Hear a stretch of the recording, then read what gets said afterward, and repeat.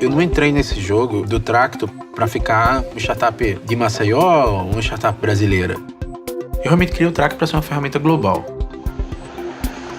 Nesse dia 10 de março de 2013, eu peguei o telefone e liguei para um amigo meu, Gustavo, e disse assim: Gustavo, olha só, tem alguém para me recomendar? Um desenvolvedor? Ah, por quê, Paulo? Cara, eu tô com ideia de um aplicativo para ajudar outros profissionais. Eu tinha uma ideia que eu mostrei ao meu pai, que era assim, era uma calculadora, calculava o valor do trabalho e enviava uma proposta comercial. Que eu tinha feito isso com uma experiência muito grande de ter trabalhado em vários locais. Então, a partir dali, eu calculava o valor da hora, calculava o valor do projeto e eu poderia dar um preço para qualquer pessoa que pudesse me pedir um orçamento. E aí o Jorge gostou da ideia, topou e disse assim: olha, vamos fazer. Foi gostando do projeto e disse assim: ó, pessoal, vou me dedicar cada vez mais ao protótipo do Tracto.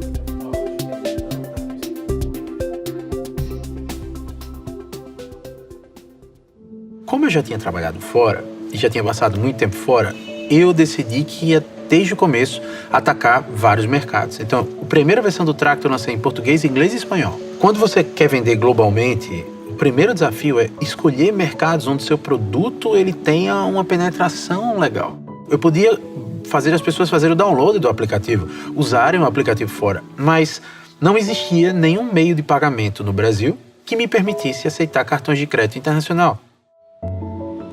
E isso você é forçado pelo próprio mercado a ficar focando no mercado brasileiro. E aí apareceu o Stripe Atlas.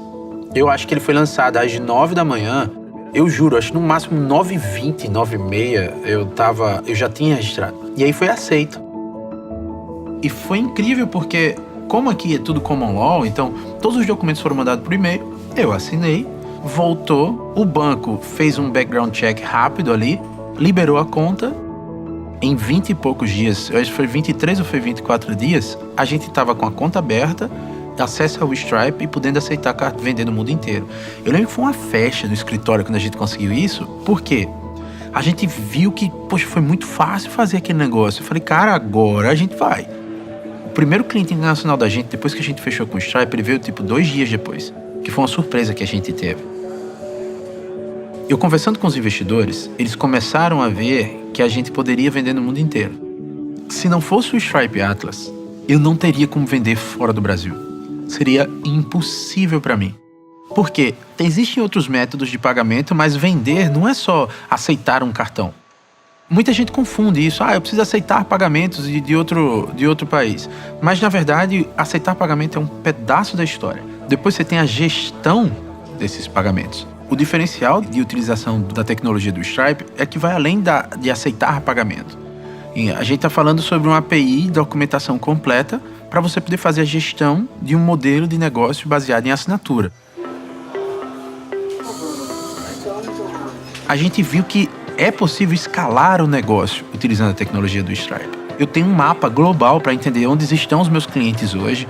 Eu posso fazer um cohort, que a gente chama, baseado na API do Stripe. Então, isso tudo, para um CEO, vai entender que se você conseguir ter dados à sua disposição, confiáveis, de forma fácil, rápida, você consegue tomar decisões melhores.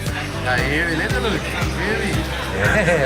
Agora sim, já, gente. O que eu estou tentando mostrar cada vez mais para a equipe é que o Tracto está caminhando para ser uma plataforma global.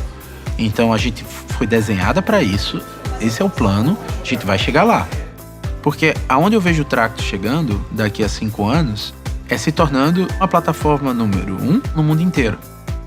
Eu quero chegar a 1 milhão de assinantes. Esse é um sonho que eu tenho certeza como empresário, isso vale a pena a jornada. 1 milhão de pessoas que a gente ajudou.